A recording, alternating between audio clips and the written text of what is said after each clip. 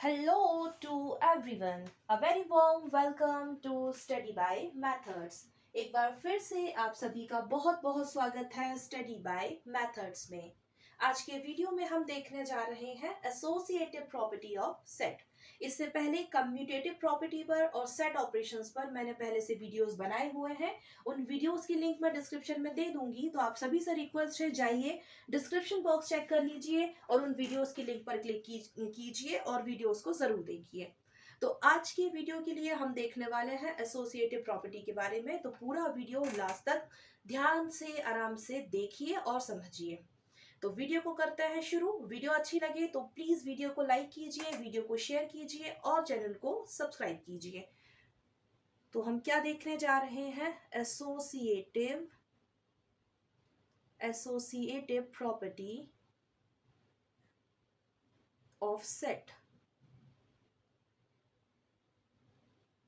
अब यहाँ पे सबसे पहले ये समझना है, इस प्रॉपर्टी को समझने से पहले, ये जो लिखा हुआ है ना एसोसिएटिव, इसका क्या मतलब होता है? एसोसिएटिव का मतलब क्या है? सेट की ही ये एक प्रॉपर्टी है एसोसिएटिव। इसका ये मतलब होता है, जैसे मैं एग्जाम्पल से समझाती हूँ तो अच्छे से समझ में आ जाएगा। अगर मैं यहाँ पर लिखूँ 2+3 ब्रैकेट में, स्मॉल ब्रैकेट है ये, +4 इज इक्वल टू 2+3+4, करके देखिए। इसे प्लस करेंगे इस पूरे को तो 9 आएगा, और इसे करेंगे तभी भी हमें 9 ही मिलेगा। तो ये ऑर्डर को हम चेंज कर दे रहे हैं, पहले यहाँ पर ब्रैकेट था अब यहाँ हो गया, लेकिन ऐसा करने से कोई फर्क नहीं पड़ा है। यहाँ पर RHS, ये राइट हैंड साइड है मेरा, शॉर्ट में मैंने RHS लिखा है, ये लेफ्ट हैंड साइड है मेरा, इसे मैंने LHS लिखा है शॉर्ट में। ये दोनों इक्वल आए हैं, तो बस इसी चीज को एसोसिएटिव कहा जाता है। So that means the way in which three or more numbers being added or multiplied are grouped will not affect the outcome. So we are just saying it associative. तो मैंने जो बोला है उसे लिख के दिखा रही हूं यहाँ पर। The way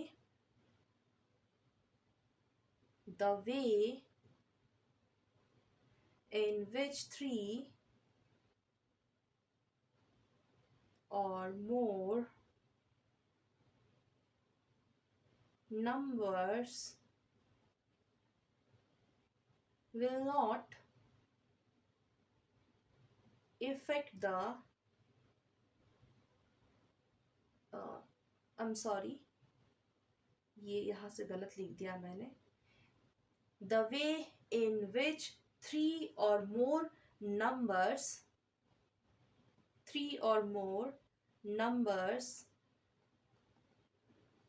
being added or multiplied are grouped, इसे मिटा देते हैं फिर लिख देंगे क्योंकि यहाँ जगह नहीं है ना, इसीलिए। are grouped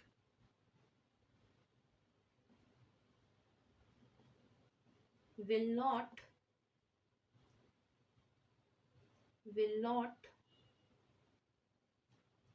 affect the outcome। क्या लिखा है मैंने? The way in which three or more numbers being added or multiplied are grouped will not affect the outcome. इसे एग्जाम्पल से समझते हैं तो ज्यादा ठीक से समझ में आता है। जो मैंने पहले लिख के दिखाया था बस वही मैं फिर से यहाँ लिख रही हूँ, तो यहाँ पर समझ में आएगा कि एसोसिएटिव का मतलब क्या होता है। तो यही मतलब है एसोसिएटिव का, कि जब आप यहाँ पर छोटा ब्रैकेट बनाया, स्मॉल ब्रैकेट बनाया, यहाँ भी वही बनाया है, लेकिन अरेंजमेंट चेंज कर दी है, तो उससे कोई फर्क नहीं पड़ रहा है। LHS is equal to RHS है, दोनों इक्वल हैं, तो इसे कहते हैं एसोसिएटिव। अब यहाँ पर सेट को लेके जो हम देख रहे हैं एसोसिएटिव प्रॉपर्टी क्या होती है, अब उसे पढ़ना शुरू करते हैं और समझना शुरू करते हैं। तो ये जो प्रॉपर्टी या लॉ है एसोसिएटिव, वो क्या बताता है? The associative law for union and the associative law for intersection says that how the sets are grouped does not change the result। तो यहाँ लिख के दिखा देती हूँ जो मैं बोल रही हूँ। The associative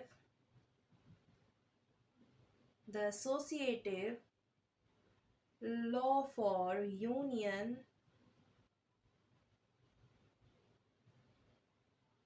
an intersection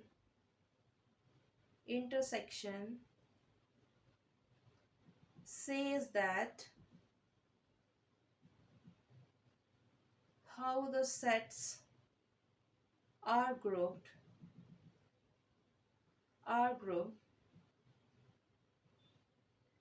does not change the result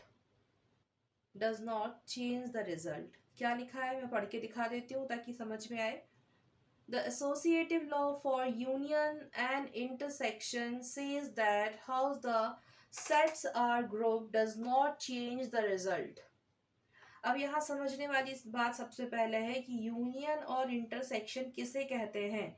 तो ये सेट के ऑपरेशंस हैं. किसी को नहीं पता है या समझ में नहीं आता है तो परेशान मत होइए. इस पर मैंने पहले से वीडियो बनाया हुआ है, उस वीडियो की लिंक मैं डिस्क्रिप्शन में दे दूंगी, तो आप जाकर के डिस्क्रिप्शन बॉक्स एक बार चेक कर लीजिए, उन वीडियोस की लिंक पर क्लिक कीजिए और उन वीडियोस को ज़रूर देखिए. तो समझ में आ जाएगा कि यूनियन का क्या मतलब है, इंटरसेक्शन का क्या मतलब है. यूनियन का क्या मतलब होता है, जब हम दो सेट को कंबाइन करके लिखते हैं, लेकिन याद रहे वहां पर कोई एलिमेंट को रिपीट नहीं करना है. और इंटरसेक्शन में हम क्या करते हैं, दो सेट का इंटरसेक्शन का मतलब है दोनों सेट में जो कॉमन है एक जैसा है, सिर्फ उसे लिखना है, तो उसे इंटरसेक्शन कहते हैं. तो यहाँ पर क्या बात कर रहे हैं एसोसिएटिव में, जब आप यूनियन या इंटरसेक्शन सेट के देखते हो तो उनकी अगर अरेंजमेंट कुछ चेंज हो जाती है तो रिजल्ट पर कोई फर्क नहीं पड़ता है, इसे कहेंगे एसोसिएटिव. अब यहाँ पर आप चाहें तो स्क्रीनशॉट ले लीजिए पहले, क्योंकि स्पेस नहीं है, ज़्यादा जगह नहीं है, तो मैं लिख नहीं पाऊंगी, तो मुझे मिटाना पड़ेगा. और फिर हम आगे बढ़ेंगे, एग्जाम्पल से समझेंगे एसोसिएटिव प्रॉपर्टी को जो सेट के लिए हम पढ़ रहे हैं.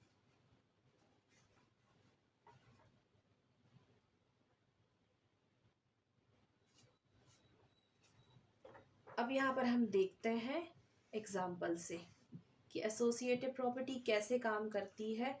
एग्जाम्पल से ज़्यादा ठीक से क्लियर होता है, डेफिनेशन से और जो हम बोलते हैं या समझाते हैं उससे शायद ठीक से क्लियर नहीं होता होगा, लेकिन जैसे ही एग्जाम्पल आते हैं तो फिर मे बी मुझे लगता है कि सभी को समझ में आता होगा. तो यहाँ पे हम देख लेते हैं एसोसिएटिव लॉ क्या कहता है एग्जाम्पल से.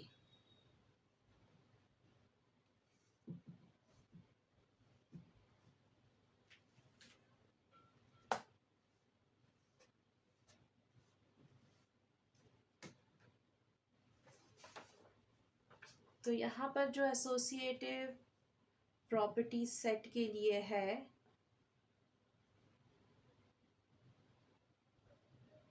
वो ये बताती है A यूनियन B, ये मैंने एक ब्रैकेट में लिखा, union C is always equal to A union, bracket में लिख रही हूँ मैं, B यूनियन C. और दूसरी बात ये तो हो गई यूनियन के लिए, ये जो नोटेशन दिख रहा है ये यूनियन का सिंबल है. और फिर इंटरसेक्शन की बात करेंगे तो A इंटरसेक्शन B, ये ब्रैकेट में, intersection C is equal to A intersection, अब अगेन स्मॉल ब्रैकेट में है B इंटरसेक्शन C. ये दोनों बात एकदम सही है एसोसिएटिव प्रॉपर्टी ऑफ सेट की. अब इसे समझने की कोशिश करते हैं, जो बोला है वो सही कैसे हो रहा है. तो सबसे पहले उसके लिए पता होना ज़रूरी है यूनियन किसे कहते हैं, इंटरसेक्शन किसे कहते हैं. यूनियन में हम जब दो सेट होता है उसका कॉम्बिनेशन ले लेते हैं, उसे कंबाइन कर देते हैं, लेकिन वहाँ पर कोई भी एलिमेंट रिपीट नहीं होता है. जब बात करेंगे इंटरसेक्शन की तो हम दो सेट में जो एक जैसा है या कॉमन है सिर्फ उसी को लेते हैं. ये मैंने बहुत जल्दी से रिवाइज करवा दिया है. आप चाहें तो वीडियोस जाके देख सकते हैं, डिस्क्रिप्शन बॉक्स में चेक कीजिए, वीडियोस की लिंक पर क्लिक करके देख सकते हैं. मैंने इन पर पहले से डिटेल वीडियो बनाई हुई है. अब समझेंगे कि ये कैसे एसोसिएटिव प्रॉपर्टी को बता रहा है. तो सबसे पहले इसे ले लेते हैं, ये यूनियन है, तो यहाँ पर A union B and union C is equal to A union, again small bracket में है B यूनियन C, ब्रैकेट कर दिया क्लोज. तो मान लीजिए कि कोई सेट है, कैपिटल लेटर से दिखाते हैं हमेशा सेट को, तो सेट ए ले लिया मैंने और इसमें कुछ एलिमेंट्स रख देते हैं, जैसे कि 1, 2, 3, ये हो गया. अब यहाँ पर एक और मैं सेट ले रही हूँ जो कि है set B is equal to, यहाँ पे ले लेते हैं 3, 4, 5. एक और सेट ले लेते हैं जो कि है सी, और अब यहाँ पर भी हमें कुछ एलिमेंट्स तो लेने ही पड़ेंगे, तो कुछ और एलिमेंट्स ले लेते हैं. तो वो एलिमेंट्स हैं यहाँ पर 5, 6, 7. अब सेट ए बी सी ले लिए हैं, क्यों लिए हैं? क्योंकि यहाँ पर ए बी सी दिए हैं, ए बी सी दिए हैं, दैट इज वाई हमने ए बी सी सेट ले लिए हैं। हम इसे समझने की कोशिश कर रहे हैं इसीलिए।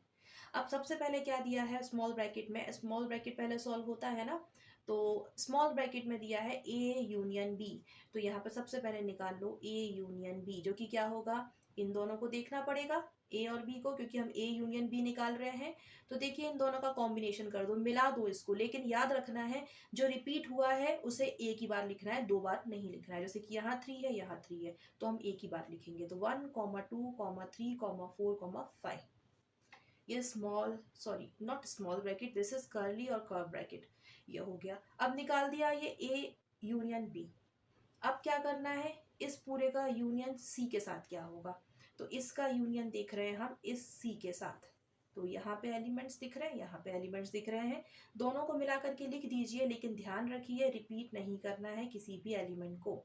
तो ये क्या बन जाएगा, देखिए जरा ध्यान से, 1, 2, 3, 4, 5, 6, 7। मतलब ये वाला जो साइड है ना वो हो गया है सॉल्व। ये वाला कौन सा है, ये मेरे लेफ्ट हैंड साइड पर है, मतलब LHS तो हो गया सॉल्व, जो कि ये आया है। अब यहाँ पर बात की जाए, यहाँ पर ये है राइट हैंड साइड RHS, इसे और देख लेते हैं। तो अभी यहाँ पर स्पेस नहीं है तो मुझे मिटाना पड़ेगा, आप चाहें तो स्क्रीनशॉट ले लीजिए, फिर मैं इसे आगे सॉल्व करूँगी। तो अभी मैं यहाँ पर लिख लेती हूँ, इसे मिटा देते हैं।